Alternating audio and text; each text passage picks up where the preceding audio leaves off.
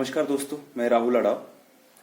Psychology awareness में आपका स्वागत है। आज हम इस विषय पे बात करेंगे कि हमारे खर्चे बढ़ रहे हैं पर जो इनकम है हमारी वो बढ़ नहीं रही है, पर उस इनकम में भी हमें सेविंग करनी है।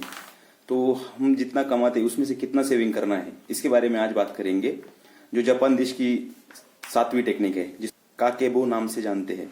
तो ये टेक्निक में ऐसा कहा गया है कि जितना भी हम कमाते हैं उसमें से सिर्फ 30% हमने सेविंग करनी चाहिए। जो भी हमारा खर्चा हो रहा है 30% या एटलीस्ट 20% तो भी हमने सेविंग करनी चाहिए।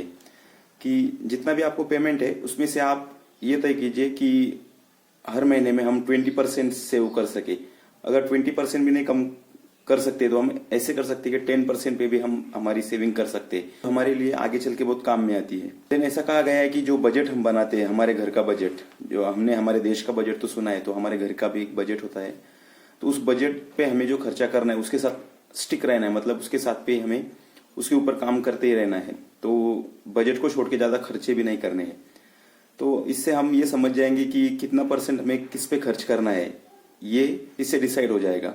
जैसे हमारे बच्चों का एजुकेशन होता है, जैसे हमारी हेल्थ के लिए कुछ पैसे हमें बचा के रखने पड़ते हैं, जो हमारे डेली के खर्च है उसके लिए भी हमें पैसा लगता है, और अदर एक्सपेंसेस जो भी खर्च है हमारे, वो भी हमारे होते हैं। तो हम अगर बजट के साथ स्टिक रहेंगे तो स्ट्रेस आने की भी संभावना कम रहती है। क्योंकि जब पैसे ही नहीं रहेंगे तो जो हमारे डेली रूटीन्स के खर्चे हैं वो चलाने के लिए भी हमें बहुत एफर्ट्स लेने पड़ते हैं। तो पैसा जमाना और उसको खर्च करना, और कभी कभी ऐसे इवेंट्स आ जाते हैं लाइफ में जहाँ पे हमें बहुत खर्च करना पड़ता है।